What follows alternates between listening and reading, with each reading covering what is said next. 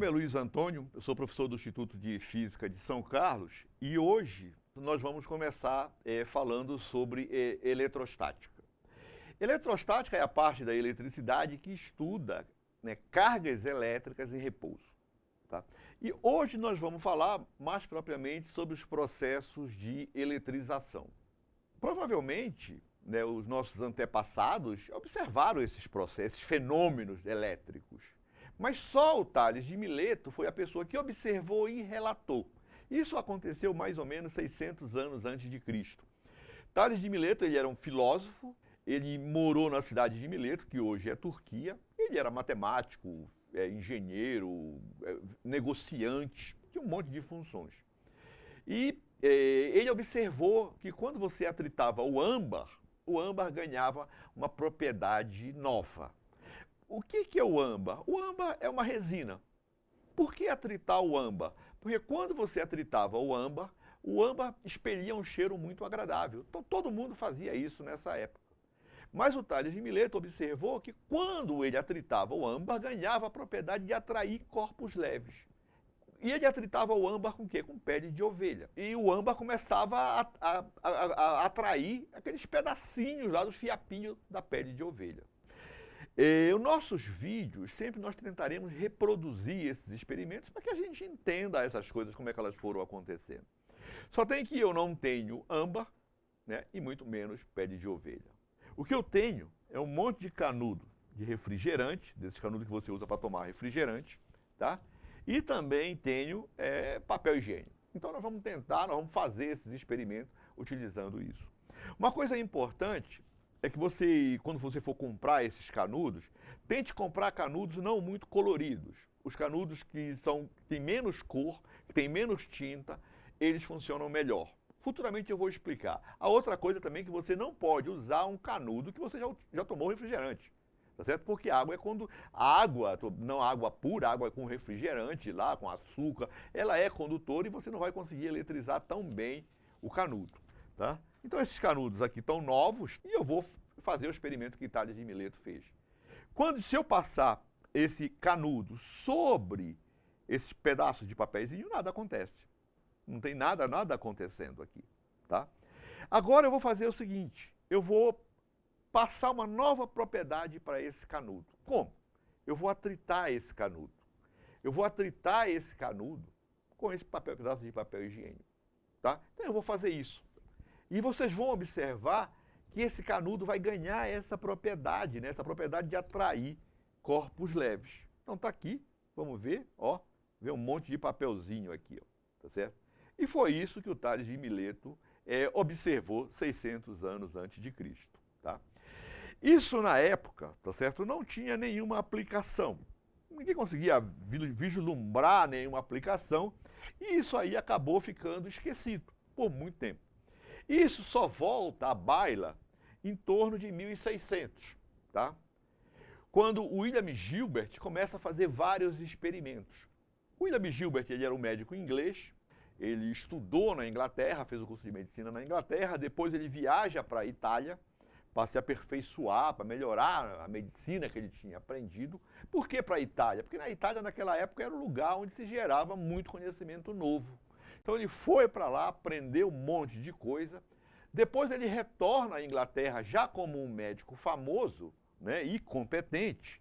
E é convidado a participar da elaboração da farmacopeia inglesa. O que é a farmacopeia inglesa? É uma relação de todos os remédios existentes na época, na Inglaterra, e os seus efeitos de cura e seus efeitos colaterais. E aí realmente ele se torna um cara muito, muito conhecido e ele é contratado pela coroa inglesa para ser o médico da coroa. Né? E provavelmente o pessoal da coroa não devia ficar muito doente, começou a sobrar muito tempo lá para o William Gilbert. O William Gilbert começa a reviver os experimentos de Tales de Mileto, tá certo? Né? Então o William Gilbert refaz os experimentos de Tales de Mileto e publica um livro, tá certo? Onde ele descreve fenômenos magnéticos e fenômenos elétricos. Por que fenômenos magnéticos? Porque a Inglaterra, naquela época, já tinha uma marinha poderosa. E na Inglaterra, um dos objetivos era que se aperfeiçoasse a bússola, entendesse como é que a bússola realmente era utilizada para navegação.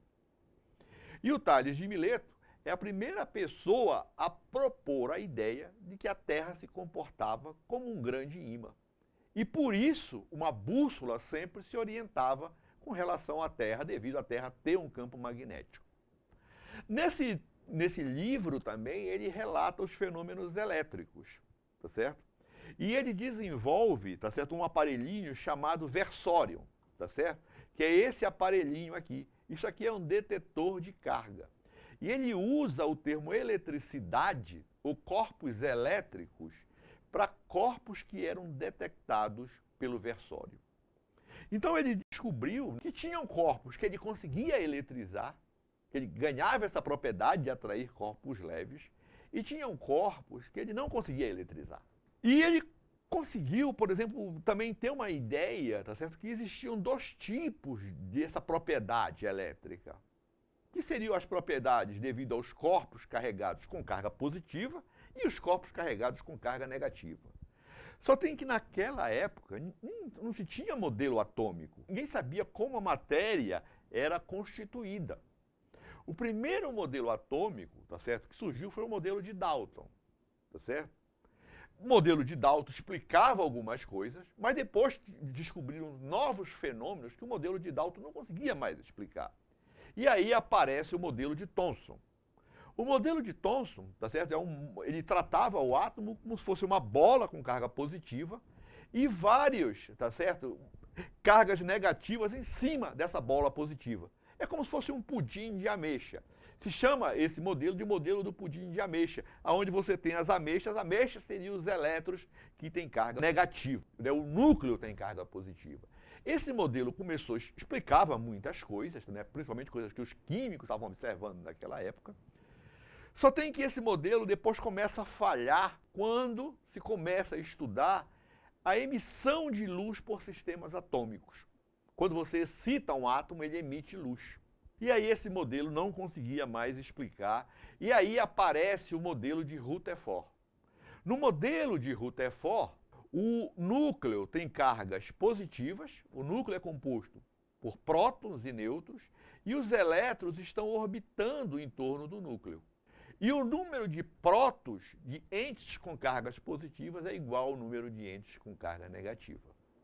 Tá? Então a matéria ela é eletricamente neutra. E isso aí, a partir desse modelo, se começou a explicar muita coisa. Então o meu canudo ele é neutro. O número de prótons é igual ao número de elétrons. O meu papel ele também é neutro. Agora, quando eu atrito o papel com o canudo, acontece uma transferência de elétrons do papel para o canudo. E o canudo, nesse caso, fica com cargas negativas. Isso é uma coisa que eu já fiz essa medida. Futuramente eu vou mostrar para vocês isso. Por quê? Porque não é o papel que fica com carga negativa, e sim o canudo, quando eu atrito esses dois. Isso aí depende das propriedades físico-químicas. É mais fácil o papel liberar elétrons e transferir para o canudo do que o contrário. É isso que está acontecendo. E aí, o William Gilbert, ele já começa a organizar uma tabela que se chama de série triboelétrica, é como os corpos se eletrizam. Então, quem está em cima da tabela fica com carga positiva e quem está embaixo fica com carga negativa. Então, se eu atrito papel com plástico, o plástico fica negativo e o papel fica positivo. Tá? Essa tabela é grandona, mas eu coloquei só alguns elementos para que a gente já comece a olhar essas coisas. Tá? Agora, isso aí, por exemplo, de você transferir elétrons do papel para o canudo, depende das propriedades físico-químicas, que mais lá na frente a gente vai discutir isso em detalhes e tentar entender por que isso é mais provável. Agora, vamos voltar ao versório, que é o experimento que é o detetor de carga que o William Gilbert fez. O versório, que eu vou mostrar aqui para vocês, é um negocinho tipo a bússola, tá? Então, eu vou montar aqui tenho aqui, ó. Isso aqui é uma base, tá? Eu tenho uma base de acrílico. Você pode usar qualquer material isolante, né? Não precisa ser acrílico, tá? Pode ser um plástico qualquer, é bom que seja isolante. E aqui eu tenho um canudo de refrigerante. Esse canudo de refrigerante eu furei e coloquei um preguinho aqui, ó. E eu vou colocar esse cara aqui e esse cara pode girar livremente. Então isso é o versório. Se eu pego um canudo de refrigerante e aproximo do meu versório, nada acontece. Não existe nenhuma propriedade.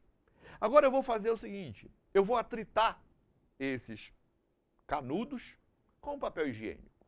Esses canudos são iguais, eles são do mesmo lote. Então eu vou atritar ambos. Vou atritar aqui o canudo do meu versório e depois eu vou atritar o outro canudo. Então eu vou colocar aqui, montei o meu versório e agora eu vou atritar o meu outro canudo. Aqui, ó. Esses canudos são iguais, eles têm que ter ganho a mesma propriedade elétrica. Eles devem ter ficado, eles têm que ter ficado com a mesma carga. Vamos ver o que acontece quando eu aproximo corpos que têm a mesma carga. Ó, eles se repelem. Ó, aqui, ó.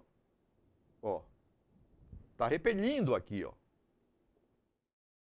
Então, cargas de mesmo sinal se repelem.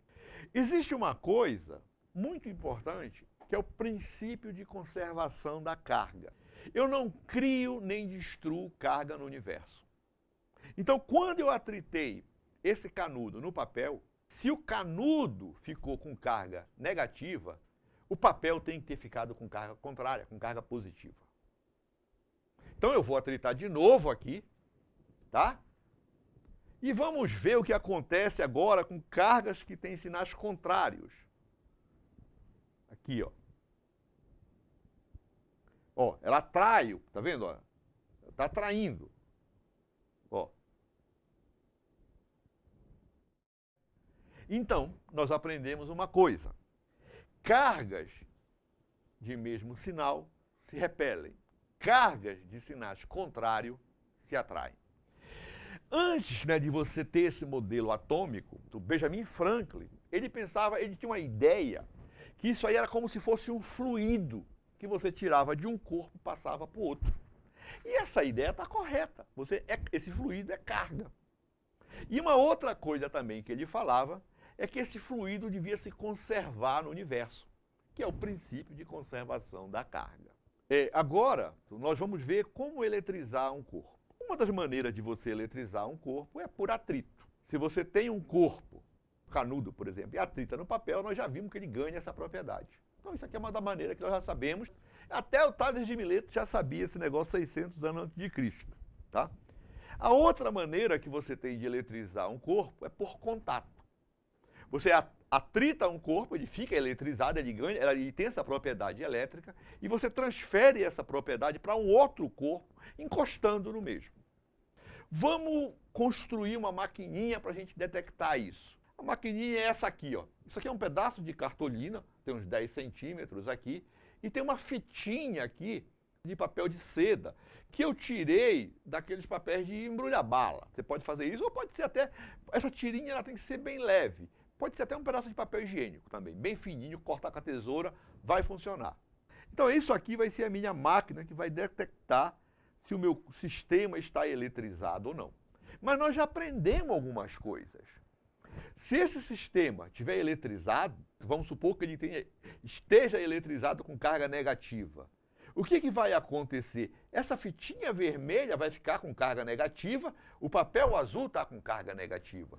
E cargas de mesmo sinal se repelem. Então essa fitinha vai ter que levantar, se for verdade. Vamos ver se isso aqui é verdade. Então eu vou pegar um canudo, pegar um pedaço de papel, vou atritar. Esse canudo agora está eletrizado, ele ganhou uma propriedade, e eu vou encostar aqui, eu posso encostar pela frente, por trás, e esse meu sistema ganhou uma propriedade elétrica. Então observem que a fitinha vermelha está se repelindo do papel azul. Por quê? Porque todo esse sistema tem a mesma carga. Como acabar com essa propriedade? Você acaba com essa propriedade ligando esse sistema à Terra. Por que ligar à Terra? Porque a Terra é muito grande. Então essas cargas podem ser transferidas para a Terra. E é por isso que se liga um corpo à Terra. E o potencial da Terra não muda. Mas eu posso ter o mesmo comportamento da Terra para esse sistema. Por quê? Porque eu sou muito grande. Se eu colocar a minha mão aqui, essas cargas negativas que estão aí, que estavam no canudo, vão passar para o meu corpo. E é quase que impossível você detectar uma variação da minha propriedade elétrica, porque é muito pouca carga. Então eu posso me comportar como um terra para esse sistema. Vou encostar a minha mão e vamos ver o que acontece. Então está aqui, vou colocar a minha mão no papel e tchuf, propriedade acabou. Essas cargas foram transferidas para o meu corpo. E é quase que impossível você detectar essas cargas. Por quê? Porque eu sou muito grande. É muito difícil detectar esse efeito elétrico no meu corpo. Tá? Então eu sou a Terra para esse sistema. Agora é lógico, quando você tem uma coisa muito grande, você tem que ligar uma outra coisa maior ainda, que aí é a própria Terra. A outra maneira de você eletrizar um corpo é você eletrizar por indução. Como é que é eletrizar por indução? É o seguinte, eu tenho esse sistema aqui, esse sistema está neutro, liguei ele à Terra, e eu vou aproximar um canudo desse meu sisteminha. Quando eu aproximo o canudo desse meu sistema, estou aproximando o canudo por trás, por exemplo, o que vai acontecer? As cargas negativas do papel, elas vão querer ficar o mais longe possível do canudo. Porque cargas de mesmo sinal se repelem. As cargas positivas, elas vão ser atraídas. Elas vão ficar o mais próximo possível do canudo. Depois eu vou fazer uma outra coisa. Eu vou pegar o meu sisteminha aqui, onde aconteceu uma separação de cargas, vou encostar a minha mão nele. Essas cargas negativas querem ficar o mais longe possível do canudo.